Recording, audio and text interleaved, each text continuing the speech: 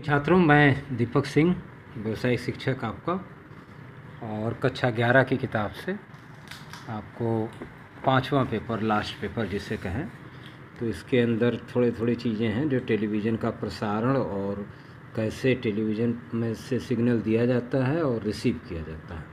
तो पहला चैप्टर तो यही है आपका। दूसरा बहुत आसान है, एंटीना, और फिर उसके बाद रास्टर क्या होता है, स्कैनिंग क्या होता है, टेलीविज़न रिसीवर के ब्लॉक डायग्राम दिखाइए, और कंट्रोल इसके क्या होते हैं, इस पर हम चर्चा करेंगे। आइए पहला ही चैप्टर आज पढ़ते हैं।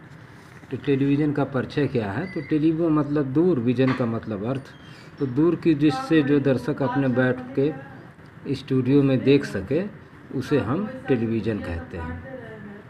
तो संचार का यह जो साधन है आपका, चल अचल चित्रों में रेडियो तरंगों के माध्यम से एक दूसरे स्थान पर प्रेषित किया जाता है और इसे टेलीविज़न आप कहेंगे। इसे बैकवेल ने 1887 में आविष्कार कर दिया था, परंतु व्यावसायिक स्तर पे 1936 में BBC लंदन से प्रारंभ हुआ था ये। और इसका श्रेय अगर दिया जाए तो J.L. बेयर्ड का, आपसे श्रेय दें तो J.L. बेयर्ड को देंगे। और इसके अंदर चलचित्र का सिद्धांत क्या होता है बेसिकली, कि जब हम कोई भी हमारी दृष्टि पे यहाँ से देखें आप, तो अगर 1/16 सेकेंड तक रहता है, अगर कोई चित्र चल रहा है तो वो हमें गतिमान प्रतीत होता है, और उसमें 16 से तकरीबन 24 चित्र प्रति सेकेंड दर पे खींचे जाते हैं और प्रदर्शित किए जाते हैं एंटीना के माध्यम से, तो हमें वस्तु गतिमान प्रतीत होती है। तो टेलीविज़न इसी सिद्धांत पे काम भी करता है। जैसे आप देखें तो यहाँ पे मान लीजिए किसी का हम टीवी कैमरा से फ़ोटो खींच रहे हैं, ब्लॉक डायग्राम ये पूछता है कि टीवी रिसीवर का ब्लॉक डायग्राम बताइए, ट्रांसमीटर का मतलब भेजना, जहाँ से भेजा जाता है। तो उसमें एक स्कैनिंग सर्किट होती है और सिंक्रोनाइजिंग सर्किट होती है, और नीचे आप यही वीडियो एम्पलीफायर को मिलता है। तो एम्पलीफायर का मतलब वीडियो को एम्पलीफाई करता है।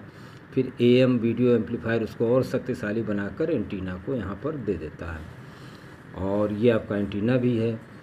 और यहाँ माइक वाला सिद्धांत तो वही आपका रेडियो का ही है। माइक से जब आप बोलेंगे तो ध्वनि सिग्नल को ये विद्युत सिग्नल में बदल के ऑडियो सिग्नल में ऑडियो एम्पलीफायर को देगा। फिर ऑडियो एम्पलीफायर उसको ताकतवर बना के FM साउंड को देगा, जो ट्रांसमिट कर देगा एंटीना के साथ। तो दोनों जो है निकल के आपके टेलीविज़न के पास पहुंच जाते हैं। तो ये रिसीवर है, सॉरी प्रसारण सिद्धांत है, जहां से प्रसारित किया जाता है।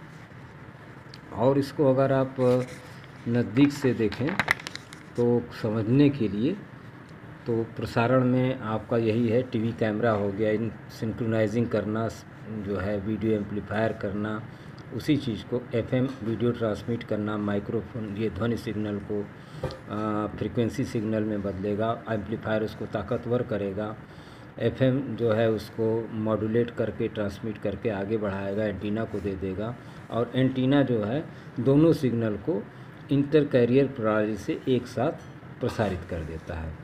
तो टीवी की फ्रीक्वेंसी रेंज भी वेरी हाई फ्रीक्वेंसी रेंज अगर कहें तो 40 से 47 होती है। मैं पेज में आपको इसको दे भी दूंगा।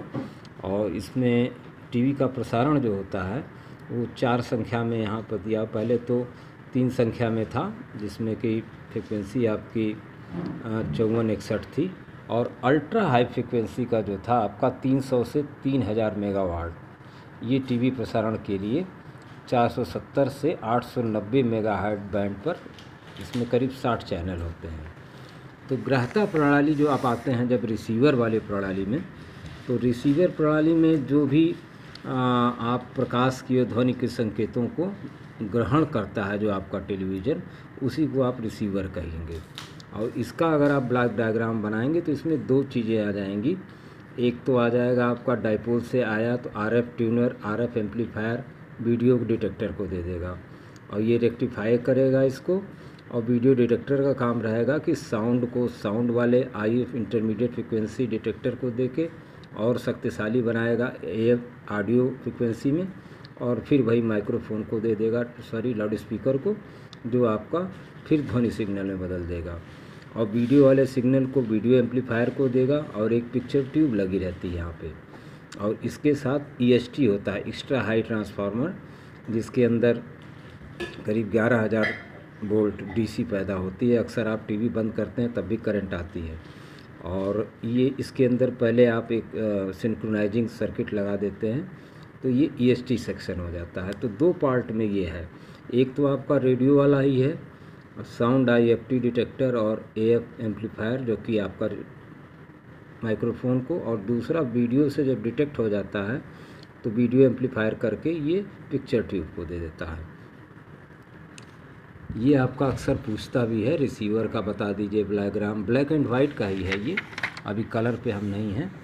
इसमें वही चीज़, डाइपोल एंटीना इसका इम्पॉर्टेंट पार्ट है, IF एम्पलीफायर है, लोकल ऑक्सीलेटर, वही आपका जो साउंड सिग्नल में हम लोगों ने इंटरमीडिएट फ्रिक्वेंसी निकाला था कि intermediate frequency oscillator frequency minus signal frequency कर दीजिए तो इंटरमीडिएट फ्रिक्वेंसी आ जाती है। और अगर आप डायग्राम कॉमन वीडियो और साउंड सेक्शन का एक साथ बनाएंगे तो RF ट्यूनर लगाएंगे, मिक्सर लगाएंगे, लोकल ऑक्सीलेटर से इसको मैनेज करेंगे, और first amplifier, second IFT intermediate frequency, third IFT, और फिर वीडियो डिटेक्टर से लेके साउंड सेक्शन को दे देंगे और ये वीडियो सेक्शन को दे देंगे। तो ये आसान सा एक सर्किट, ये भी आपसे पूछा जाता है, कॉमन वीडियो और साउंड सेक्शन को थोड़ा समझाइए। तो साउंड सेक्शन को देखिए आप आराम से यहाँ समझा दीजिए कि जो इनपुट में वीडियो डिटेक्टर से हमें मिलता है, साउंड इंटरमीडिएट फ्रिक्वेंसी एम्पलीफायर में दे देते हैं। एक लिमिटर का आप काम जान ही रहे हैं कि जो है ये 5.5 मेगाहर्ट्ज तक एम्पलीफाई कर देता है। और इसमें एक चीज़ जुड़ी होती है, डिस्क्रिमिनेटर। तो डिस्क्रिमिनेटर जैसा कि इसका नाम है उसी तरह से डिटेक्टर का ये काम करता है, और डिटेक्टर करके AF अंश को ड्राइवर AF एम्पलीफायर को दे देता है। इसको आप इस तरह से समझें। और उसी में वीडियो में आपका 2 हो जाता है, वीडियो एम्पलीफायर और पिक्चर ट्यूब। तो पिक्चर ट्यूब को आप कैथोड रे ट्यूब भी कहते हैं। इसकी ऊंचाई 4-3 संबंध में रहती है, और जो पर्दा है उसकी कर्ण की लंबाई 15 से 61 सेंटीमीटर तक होती है। उसके बाद इसका सिंक और EST खंड होता है। तो ये भी आपका सिंक सेपरेटर और हॉरिजॉन्टल ऑक्सीलेटर और line output amplifier, booster, EST तथा इन सबको मिला दें तो ये एक आपका बन जाता है सिंक और EST का खंड। तो EST मतलब एक्स्ट्रा हाई सेक्शन। तो यहाँ पे इसको दिखाया भी गया है, AGC है आता है, इसमें AGC लाइन आती है, ऑटोमेटिक गेन कंट्रोल की। तो ये बहुत ज़्यादा इम्पोर्टेंट तो नहीं है लेकिन थोड़ा सा इम्पोर्टेंट है।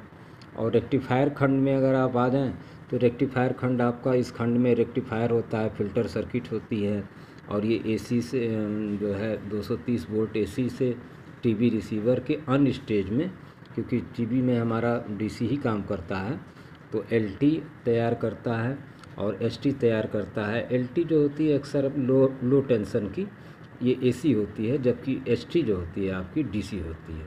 ये ST आपकी DC ही 11,000 वोल्ट पैदा करती है।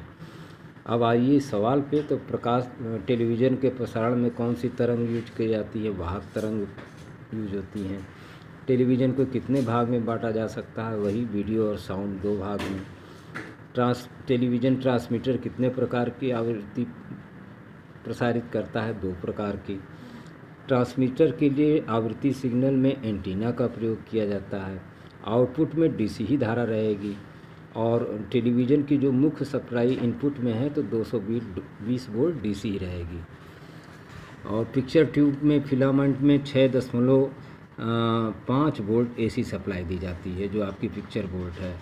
और डाइपोल के जो रिसीवर से जो तार जोड़ते हैं आप अपने टीवी को, उसे हम फीडर लाइन कहते हैं, जिसमें फीडर मतलब फीड करने वाला। और एंटीना से प्राप्त होने वाले सिग्नल का वोल्टेज का मान 250 से 2000 माइक्रोवोल्ट तक ही होता है, ज़्यादा नहीं होता, नहीं तो करंट मार देता आपको। और 1-1, 2-2 नंबर के सवाल देख लीजिए। टेलीविज़न प्रसारण कैसे होता है? टेलीविज़न का अर्थ क्या है? एंटीना का काम क्या है? टेलीविज़न को 2 भाग में बांटा जाता है, वीडियो, ऑडियो। और थोड़ा सा और बड़ा कर लीजिए तो AGC का उपयोग ऑटोमेटिक गेन कंट्रोल के लिए, जो इसमें आपका वीडियो सेक्शन में यूज होता है। EST आपका क्यों यूज होता है? क्योंकि 11,000 वोल्ट हमको कहाँ से मिलेगा? और बड़ा सवाल में वही आ जाएगा, टेलीविज़न प्रसारण की जो है ब्लॉक डायग्राम बना दीजिए, और ग्राहता का बना दीजिए, श्वेत शाम टीवी का ब्लॉक डायग्राम बता दीजिए, और प्रत्येक का जो है थोड़ा बहुत कार्य लिख दीजिए। टेलीविज़न प्रसारण प्रणाली का सिद्धांत तथा ब्लॉक डायग्राम द्वारा भी इसको समझा दीजिए। तो मतलब रिसीवर, और तो छोटा ही चैप्टर है ये आपका, और इसका मैं पेज भी आपको वीडियो में दे रहा हूँ अपने ग्रुप में, और इसके अंदर आप आसानी से समझ लेंगे। इसका ब्लॉक डायग्राम ज़रूर बनाइएगा प्रसारण का और रिसीवर का। देखिए ट्रांसमिशन लिखा है, प्रसारण, और रिसीवर माने जो आप घर में रिसीव कर रहे हैं, जैसे रेडियो है आपका, उसी तरह से ये भी है। और रिमोट कंट्रोल को मैंने आपसे कहा था कि चौथे पेपर में थोड़ा सा आप पढ़ लीजिएगा यूट्यूब वगैरह से। मेनी थैंक्स छात्रों। स्वयं प्रभा चैनल भी है सरकार का, आप उससे भी समझ सकते हैं। और सामान्य हिंदी, भूगोल वगैरह तो उसी से समझिए तो ज़्यादा बेहतर रहेगा आपको। ऑनलाइन पढ़ाया भी जा रहा है, उसके वीडियो भी हैं। मेनी थैंक्स छात्रों। आज 29 तारीख है, तो आप लोग थोड़ा चुनाव में भी होंगे, लेकिन मैं छोटा वीडियो आप लोगों को ज़रूर दे रहा हूँ, थोड़ा सा रात में देख लीजिएगा। Many thanks again.